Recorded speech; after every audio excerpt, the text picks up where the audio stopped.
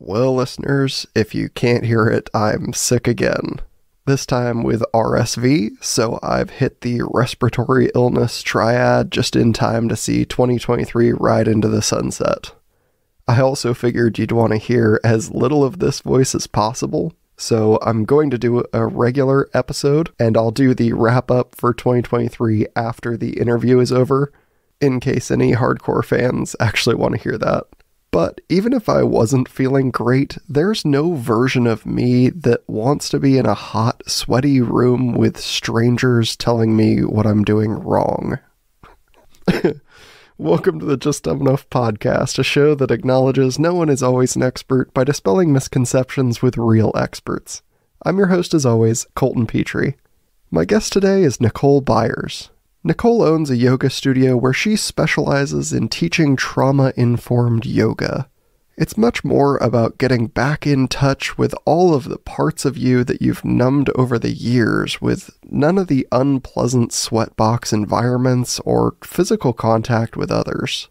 I actually think I'm going to try it a bit after having done this interview because I think we all sort of fall out of sync with ourselves over time, even if it's just a tiny bit per week, month, or year. Let's get back in touch with our bodies.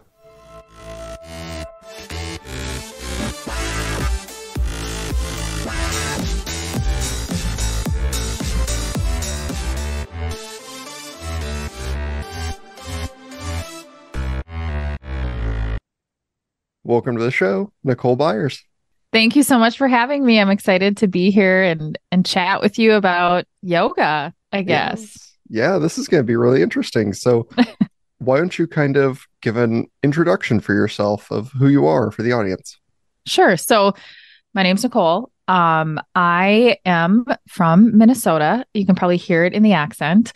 Grew up here, went to college out in Arizona, ended up with a finance degree, started working in corporate America, found myself really unfulfilled and unhappy in corporate America. I didn't really fit into this box that I felt like I was kind of being put into by my parents and society and things like that. So early on in my years of working, it was mid-20s where I was really unhappy in my career. And I felt a sense of like I had no control kind of over my life. And I resorted to an eating disorder. So I was really struggling with anorexia. When you have an eating disorder and you're very restrictive of your food, and it's kind of like a numbing mechanism, like alcoholism or drug addiction or shopping addiction, whatever it is, that the eating disorder was a way for me to kind of numb how unhappy I was and how lost I was and not sure about what the next direction was for me in my mid-20s. So long story short, and there's a reason that this leads me to yoga. I ended up in treatment at a facility where yoga was a big piece to my recovery. And I went to yoga very resistant. I didn't know much about it. In my mind, it was just some slow, annoying practice was originally how I felt towards it. And so for the first couple of weeks of treatment, when we had to go to yoga, again, I went very resistant. And in treatment with anorexia, it wasn't about the physical practice. And I think a lot of people think about yoga in a very physical sense. It was much more about slowing down to tune in to the present moment. And the way that the teacher had taught the class was very about just kind of coming into your own body, noticing the grass underneath your feet, because we were practicing outside, noticing the sun on your skin. And about 2 weeks into treatment, and we were moving through that exercise of just getting into the present moment by being outside. It was the first time in a very long time that I had actually connected with myself or felt almost like a sense of love towards myself that had been gone for a long time. And so it was in that moment that I felt I just started to cry because I felt that connection. I felt that love. And it only lasted for like 10 seconds. But it was that 10 seconds that I kind of held on to, and I wanted more of that. So got through treatment, fast forward, married, 2 kids later, after starting a family, I decided that I really wanted to explore yoga more. I knew that it was a big instrumental piece in my recovery. So I moved into getting my training and I became a teacher, mid 30s, started teaching everywhere and teaching in wrestling rooms and teaching the physical practice, and realized really fast as I was looking at how everybody else was running their business that I thought I could do it better, I think. And so I started thinking about opening up my own studio. So after a year of teaching, I opened up my first studio. That was 10 years ago. And I still own a yoga and bar studio. But what I will say is through the years of my teaching, through the years of being in this industry, I've become much more interested in not the physical practice of yoga, meaning warrior twos, down dogs, headstands, handstands. Not as interested in that, and much more interested in how can we live yoga off the mat. And that's very interesting because, I'm one of those people that when I think about yoga, I'm like, oh yeah, it's going to be very physical. I think of hot yoga where I'm like, oh yeah, it's going to be a very hot room and we're going to sweat a lot. We're going to be very active and I'm going to want to nap afterwards. And it sounds like that is kind of, you steer the opposite direction. Like we're not doing that Yeah. today.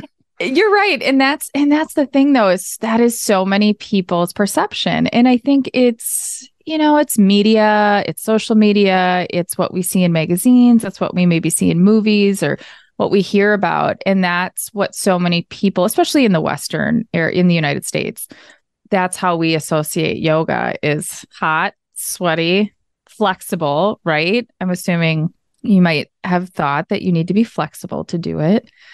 And that I'm trying to debunk those myths about what yoga really is about and what it was created to be a long, long time ago. And I can see some of that. It's a very I guess you could take all the tips and tricks and, everything that the person in charge is kind of giving you. But otherwise, it's a very isolated event. Usually you're not like, oh, and you'll need 3 partners to complete this exercise. You're like, no, I'm over here by myself doing my thing.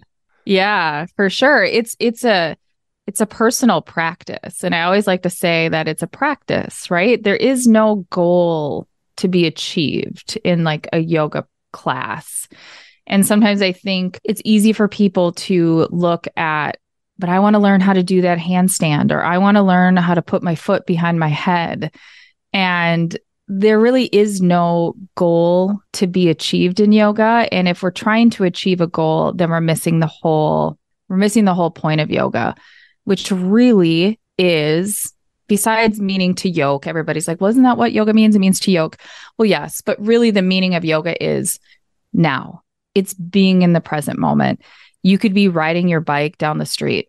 And if you're really there, like your mind's not taking you to where you're going to or what's going to happen later on in that day. But if you're really there on your bike, moving the pedals, noticing how your hands feel as you grip the parts of your bike, if you're really present and you're really there, that's doing yoga. So my whole thing is like, I want people to understand that you don't have to be on a yoga mat. You don't have to be flexible. You don't have to even be at a yoga studio to do yoga. You can do it anywhere. You can do it in your home. You can do it on your bike. You can do it when you're walking. If you're present and you're in the moment, that's doing yoga. And when we are present and in the moment, that's when we can really connect with the really simplicity of everything that surrounds us. And when we can actually truly connect with ourselves. Well, and walk me through, how you do this without being so focused on the physical aspect. Because I know I went jogging last night when I came in and I just try and disassociate from it as much as possible. Because I'm like, if I think about actively doing it, I'm going to do less of it. So how do you walk you through?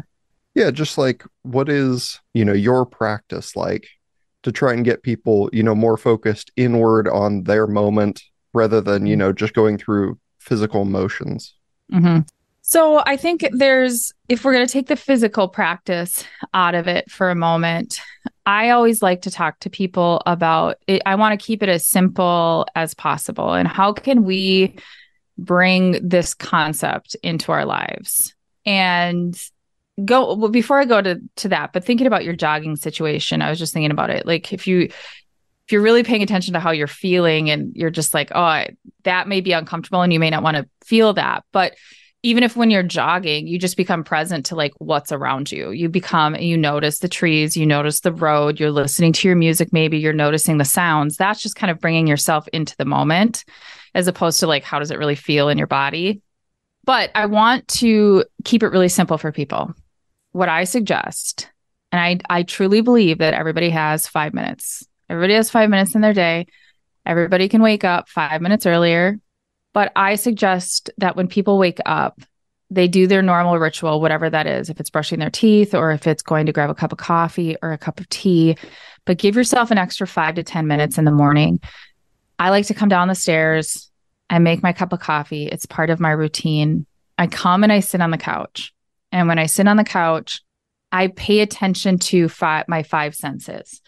And this is just a technique to bring people into the present moment. So in those 5 minutes, and I'm sitting on the couch, I'm not seated in a cross-legged position with my fingers, thumb and index finger together, oming or anything like that, right? Like that's what people think meditation is. It doesn't have to be that way. But I'll notice first, like the feeling of the warm coffee on my hands and feeling the couch supporting me. So feel, touch, see, notice what's around me. I like to look at something that makes me, I don't know, smile, like my Christmas tree or a candle that I have lit. Here, what am I hearing around me? Usually it's my dog breathing, or it's literally just silence. What does that even sound like? Silence. Taste. I'm drinking my coffee, just like I am right now. I can taste the coffee. And then what do we got? Smell, right? So what am I smelling? Is it the candle that I'm burning? What are you smelling? Is it the coffee, the tea, whatever it is? So I really like to guide people into give yourself 5 minutes in the morning to ground. Basically, that's what you're doing. You're creating some grounding, some mindfulness into your day. You're bringing yourself into the present moment by paying attention to your 5 senses. And here's what will happen. By you doing that, and you can't just do it one time. You have to be consistent with a practice like that. Even if you did it for 21 days straight, what you'll start to notice is by you giving yourself 5 minutes to really ground into the present moment, you'll start to notice maybe things in your day that you normally didn't notice. So for example, you walk into work and you see a bush that you've never noticed before. It's just there. And you're like, wow, has that been there since I've been working here for the last 10 years? But you've just never noticed it because you're always up in your head and you're thinking. And so you're not present to your surroundings. But you'll start to notice things, like little things throughout your day, that's just kind of that mindfulness will start to sprinkle very subtly into your day. And you'll start to notice things just a little bit more. And the more you experience that, the more you're going to want of that. And that's how it starts. And is it one of those that this kind of helps slow things down a bit? Because we live like extremely fast paced. So I imagine like take a beat, you're not going anywhere, you're not doing anything. Like that helps kind of slow the whole day's roll. Exactly. And I think the world that we live in right now and today, it's hard. There are distractions with technology, our phones, everywhere. I just heard a statistic that doesn't surprise me, but we pick up our phones 144 times in a day. And 80% of people look at their phone within the first 10 minutes of waking up. That doesn't surprise me. I'm guilty of that too at times, right? Like I'm not some perfect guru over here, like we're human. And then there's 60% of people that actually sleep with their phone in bed. So they sleep with it under their pillow. So when you think about that and just how connected we are to technology and our phones, we make it really hard on ourselves to kind of disconnect and slow down and be present. It's hard to do in the world we live in today. Yeah. And I mean, it seems like we kind of almost intentionally steer into it, right? We're like, I want the fastest, newest technology. I want my internet to be quicker than it's ever been, despite, Mm. not being able to notice that gap of, load time or whatever. And then, day to day, I know there's a lot of people out there that hate their jobs. They hate what they're doing. And so they're like, if I can get through this day as fast as possible, I'll be Mhm. fine. And then they wonder where the days go where you're not at work. You're like, well, Yeah, you trained your brain to just like skip all gap periods, get through the day right. as fast as possible. Now you have a day you want to enjoy and you can't because you've built a habit to not do that. True. Yeah. I mean, that's very true. And so many people, so many people do live like that, or they just become very robotic, right? To get through their day. I always bring up the example of we've all done it where you're in the car and you're driving home and you get home and you're like, how did I get here? Because you're just not there, but the route home. That's what you do. And we all can become very robotic in our life, in our days. And what I don't want to do is one day when it's time for me to go and I've lived my life here, I don't want to look back and say, my whole life is just like this blimp. Like I was never really here or aware, or I just moved through my life very robotically. Um, yeah. I think it's a big one for a lot of people is like we're all looking for a way to, get our time back. Yeah. And that's hard to do without, engaging in some form of, mental practice to Yeah. be more grounded. Yeah. It's that mindfulness piece, it's just how can we be just a little bit more mindful in our day? And some of it, I think when we do become a little bit more mindful, for me personally, with that morning practice, because it's also easy when we're so busy and we're always moving. And if we're high achievers and always going to the next thing and achieving and things like that, to not take time to really slow down and appreciate how far you've come and or things that happened in the last 24 hours that made you smile. And so I have a practice because I think, a gratitude practice. I don't know why sometimes I don't love the word gratitude because I think I hear so many people talking about a gratitude practice. What I like to think about it as like, okay, what are three things when I'm doing my practice in the morning? What are three things that made me smile in the last 24 hours? And the more you can be just a little bit more clear or specific, not saying things like my kids or my partner or my house. Those are too general. And that for me, it just doesn't give me a feeling that I'm kind of looking for. It's a feeling that you want to feel. But if I get a little bit more specific, if I think about in the last 24 hours, it was hearing my son laugh at lunch. It was laying on the floor with my dog and petting him. They're really simple things, but like if you can just get specific too and just take a moment to pause and to think about a few things that made you smile in the last 24 hours, I don't know, it just kind of brings this good feeling and you can appreciate a little bit more the things that happen around you in your life all the time. It almost seems like you're trying to raise the baseline, right? Like Yeah. you exist at this neutral state and you're like, well, if I just elevate that a little bit and that's where I always live, I'm a little happier. Yeah. Yeah. And unfortunately, I like to think about that as like a homeostasis, right? Like we all have our own form of a homeostasis of like, where do we operate on a day-to-day level? Some people operate in a very dramatic place. We all know those people that thrive in chaos. And it seems like wherever they go, there's a lot of chaos. And a lot of times those people are creating some of that, and that becomes kind of like their homeostasis. Or, some people, they're those like constantly moving, constantly driving. So they're in more of a stress state, I have a family member that it's just like he's always stressed. Work is always stressed. And I just think if your homeostasis is always operating in a state of overwhelm or stress or drama, and energetically, you're going to start to attract experiences, people, situations that are going to keep you in that homeostasis, like in that stressed place. And the way that we kind of come out of that pattern is by incorporating, and this is my opinion, the mindfulness piece in an awareness of self into your life. Sure. And I think if anyone hears that and thinks like, oh, that's not me, I'm stressed, but I don't attract other stressed people. When was the last time you discussed with a coworker or person you know how much you dislike your job or how bad things are? And then you both commiserated over that fact. Like everyone does it. We all do that. Yeah. Yeah. And it's kind of like if you're always, like, oh gosh, I have some people that are people in my life that I know, if you ask them, how you doing? Oh, just living the dream, that sarcasm.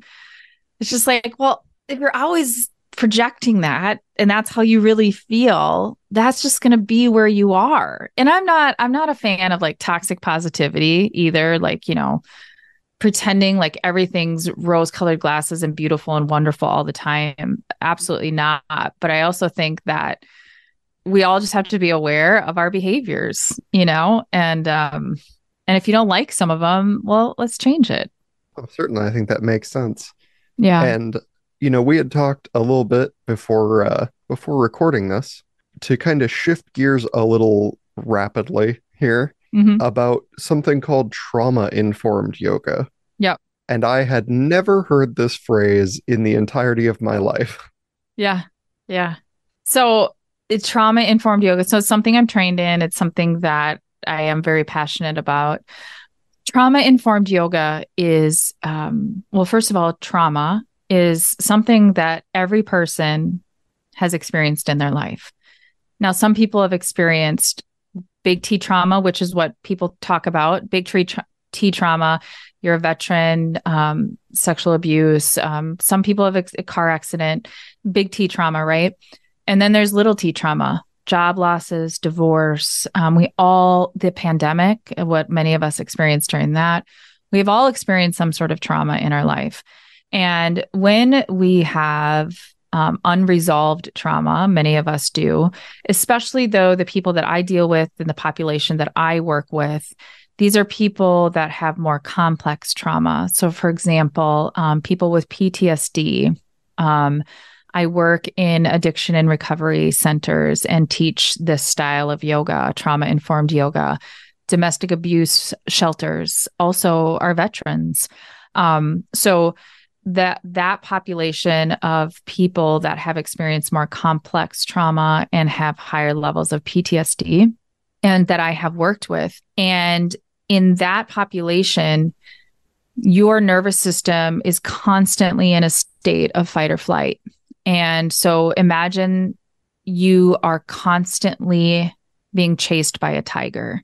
So you move throughout your day in that state, and your nervous system is in that really high state of fight or flight. And when you live in that state, chronic stress, disease, this can kind of come about in very many physical aspects.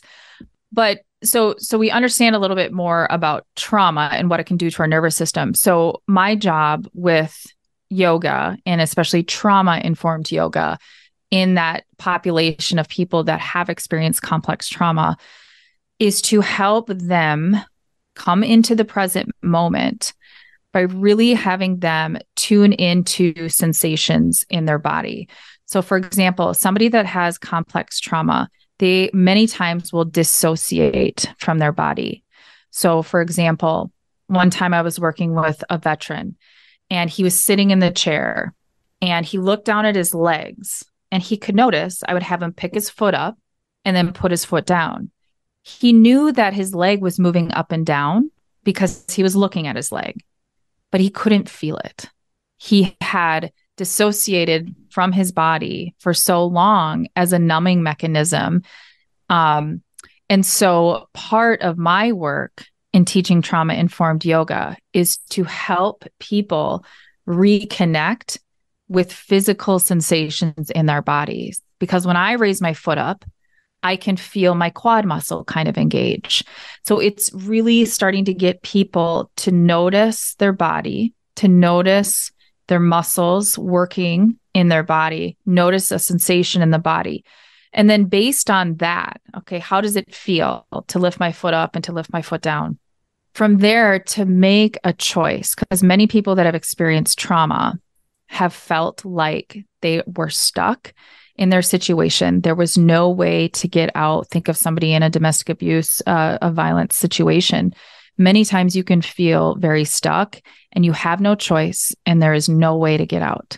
And so that's a very triggering thing for a lot of people. So in a trauma-informed yoga class, we want to really empower the student to make choices that feel supportive in their body. So we're always inviting our students to make choices. It's this idea of personal agency. So let's bring ourselves into the present moment, and I guide my students into that. Then let's start to notice, let's try and tune into sensations in our body. What does it feel like to do this, to raise your leg, to move your shoulder a little bit? And then based on that, I might give you another choice. Maybe you want to extend your leg straight, see how that feels, and then bend your leg again. And then based on that, make a choice. What feels good to you? Is it just bringing your foot up and bringing your foot down? Notice how that feels. Or do you want to extend your leg and then bring your leg back in, and then decide which movement feels better in your body? So present moment experience in a trauma-informed practice, we do present moment experience. We do what we call interoception, which is noticing physical sensations, reconnecting back with the body. And then we create a safe environment where our students feel like they have personal agency over their body and they can make choices that support their nervous system. And when we do those things, more often than not, we move from a state of fight or flight and we come down and we activate the parasympathetic nervous system and we bring ourselves into a much more relaxed, safe state. Well, and it's one of those that I don't think people consider a lot, right? Like some of the big T trauma stuff where you're saying like, being chased by a tiger 24/7. I have some very close friends that work in EMS, and that is how they wake up. Like every moment that they wake up, because they're so used to a 24-hour shift where anything can go wrong at any time of the night, that every time they wake up, like they are immediately at an 11. Like their body has just jumped them to that. And they a lot of them have had, varying different illnesses and, physical conditions that have popped up just because that's not a great way to live.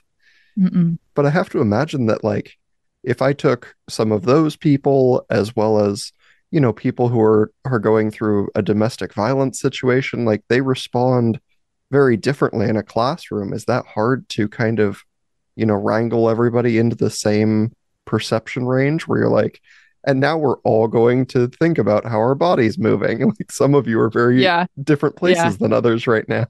Yeah. So and to be honest with you, the class, so like when I go into the domestic abuse project in Minneapolis, it's a group of maybe 10 women and the class is only like 20 minutes. So it's not a 60-minute class and it's only 20 minutes. And I don't, usually most people, when I'm done, I haven't run into anybody, people just kind of close their eyes and they just listen to my voice and they kind of feel in their body. And they do whatever feels good to them. Some people, when I've taught, they fall asleep. Like they're so relaxed that they fall asleep sitting up. Because it's not like we're in a yoga room with yoga mats. I mean, we're in a room that has no windows and some people are sitting on couches. Some people are in a wheelchair. I mean, so there is no standing up. It's all seated. But I haven't run into, I haven't had any issues, I guess, in a larger group. I have never taught beyond 10 people. Most people just get into their own zone and close their eyes. So, like I said, some people fall asleep. Some people will get emotional, and they have questions about that. What is this? Why am I crying? Well, trauma, emotions, especially when I'm doing work at the Addiction and Recovery Center, um, they, they are, it's held in our body, you know? And so when we are numbing our feelings, we're numbing our emotions, it has to go somewhere and it has to then be released in some sort of way. And so sometimes in a yoga practice or a trauma informed practice, people will become emotional. And I always tell people that's a really great thing because that means those tears, that emotion, you're releasing what your body is ready to release. And that has to be one of those, especially like this is a very isolated experience, right? Like, even though you're in a class of 10, like, again, as we've talked about, there's no group activity here. Like, you're all in it No. together, but no one is interacting there. Yeah. If you see somebody, out in the middle of the class that's really having that moment where they're like, oh, I am becoming emotional, is that hard? Like, to go out, you can't just like walk out there and help that person. You just have to like keep leading, or do you kind of start to blend in some level of therapy to the situation?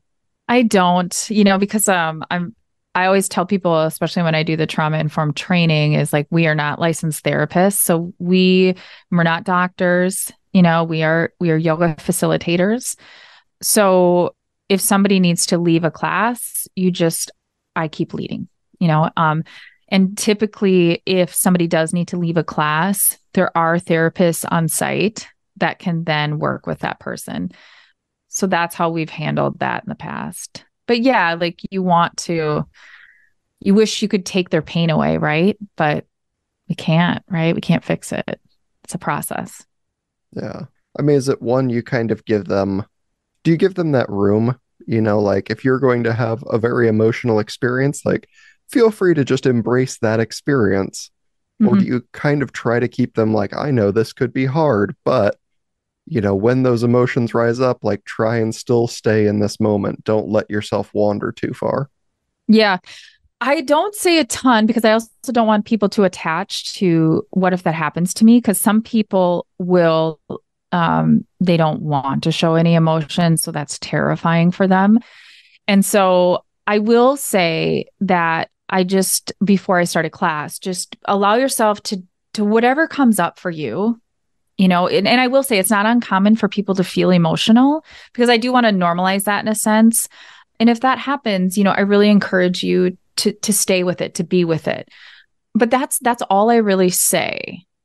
And I do not, and I just want to say this, I guess, really quick for your listeners too, is a lot of people, there's a lot of talk out there about breath work and how great breath work is for the body and for the nervous system. And as that's true for many people, for people that have experienced complex trauma or PTSD, doing breath work, intense breath work, or breathing really deeply can be very triggering for people with, like I said, complex trauma or PTSD. So I really caution people when I teach my trauma informed classes, I do not cue or tell people to breathe deeply.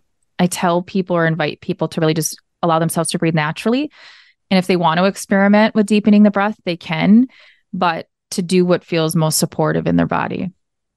And I get that. I mean, I don't have it now, but I guess when I was much younger, I tried to do some light meditation and you're like, breathe in. And I'm like, great, I breathed in. And they're like, now continue to breathe out.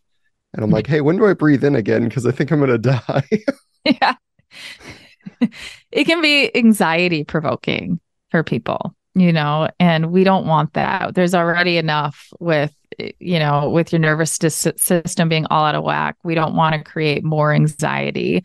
So breath work is not always the right thing for certain people.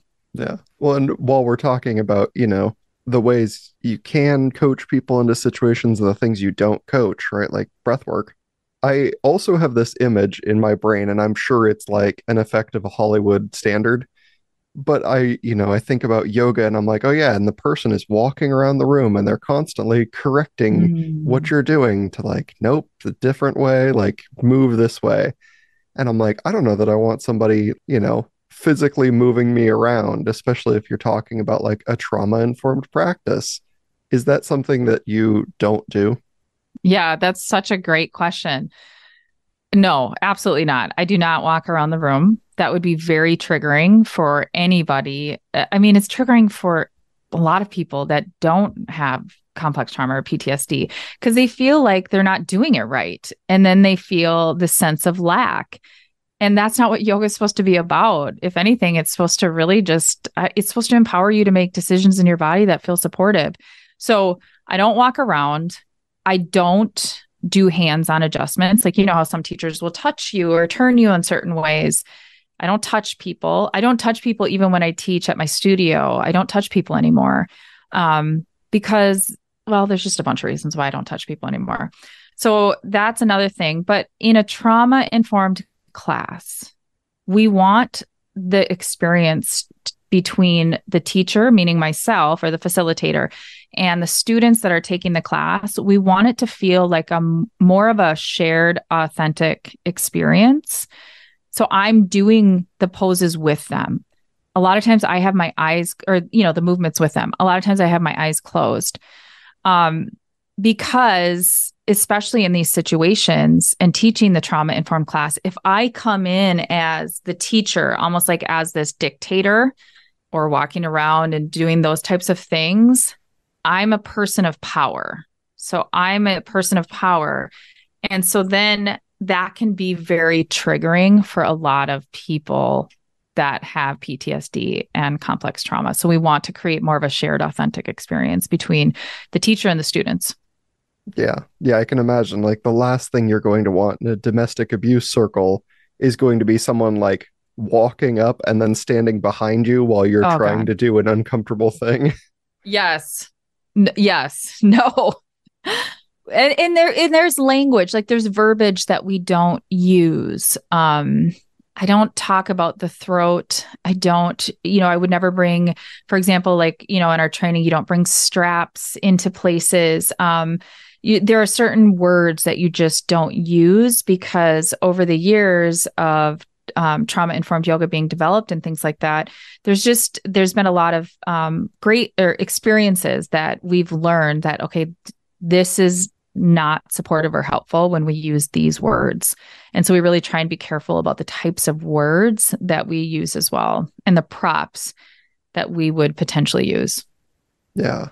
Yeah, that's very difficult because you don't necessarily know where someone's trauma lies. Yeah. And you're like, if, 9 out of 10 have no issue with it, but number 10 starts freaking out, we're going to have a very different class today. Yeah, that's true. And it's kind of one of those things though, where it's like, you do the best that you can, right? And you show up every time and you do the best, and knowing that it may not resonate with everybody. To go in and to think that you'll never trigger anybody, that's unrealistic, And so the hope is that you go in and you do the best that you can, and you create a very safe and supportive environment. And then if it doesn't, if it does trigger somebody, we learn, right? And we also know that, again, that's going to happen. Yeah, I can certainly see that. And this is, an interesting position that you find yourself in. You have to have moments where there are far more than one class a day. Does that kind of like change the experience for you? The total amount of time that you do yoga in any given day? You get to the end of it and you're like, wow, I've done a lot of yoga today. I know my boundaries now, so because I've been doing this for a long time, like in the beginning, I was teaching 18 classes a week. It was not sustainable. I really screwed up my body doing that. But over the years, I've realized, Wednesdays are probably my longer days, but I usually only teach 3 classes a day, but I only do that 2 days a week. So I also know that when I'm teaching trauma-informed yoga, I can't teach them back to back. It takes a lot of just awareness of my own energy and what I'm putting out there, and also what I'm taking in, because I'm an empath. And so I have to be careful too with my own energy. So I definitely have created boundaries around how much I teach. A lot of my time is spent more running the business, but my passion lies in the teaching.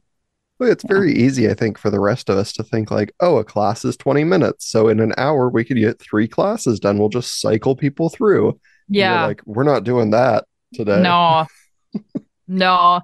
Yeah, I definitely don't. I don't do that. I only usually would teach one class in a trauma informed class in a day. Well, I mean, this has been very informative, and I thank you very much for being here. This has been a great time. Why don't you make sure everyone knows where they can find you if they're looking to find more First, from you? awesome. Well, thank you.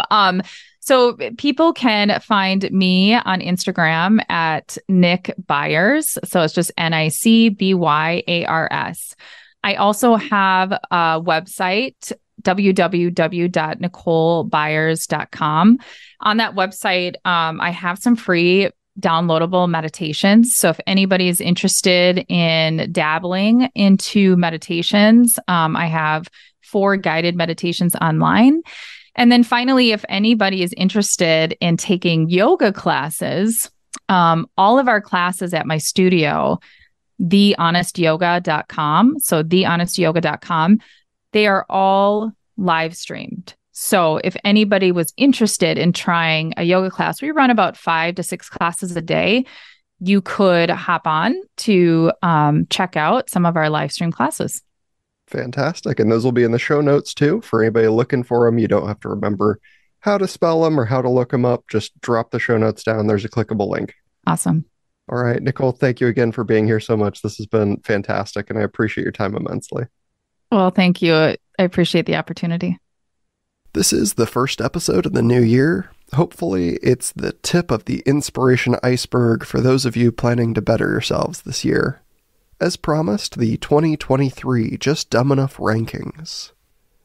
Our top 10 episodes or topics were: number 1, near-death experiences; number 2, an afterlife; 3, reframing discrimination; number 4, psychedelic medicine; 5, dieting correctly; 6, working dogs; 7, modern caveman brains; number 8, life in a cult; number 9, pole dancing; and number 10, the JFK assassination. What a list of glowing recommendations from your fellow audience members if you haven't checked out any of those already. And now the top 10 countries of the last year. Number 1, the United States, still under half my total audience, with the champions being Oregon, Texas, New York, California, and Illinois, in that order. Number 2, the United Kingdom, led by England and Scotland. Number 3, Australia, with Victoria and New South Wales easily taking the top spots. Number 4, Canada, with Ontario and British Columbia dominating the others. And number 5, Germany, with Bayern and Hessen narrowly claiming victory. Number 6, Sweden, with Stockholm and Skane out front. Number 7, New Zealand. 8, India. 9, Iran. And 10, Ireland. Congrats to 2023's big winners. Hopefully I'll make it to all these places one day and I'll get to see all of you cool people. Well, I've made it this whole time with only about 30 coughs to edit out, so I'll bail while luck is still on my side. That's it for this week. Have a great first week, a great weekend, and I'll see you all back here for another new episode. Until the next episode, pretty please go do all those things that help the show grow. Rate, review, like, subscribe. Let's see if we can make Just Dumb Enough's biggest year, 2024.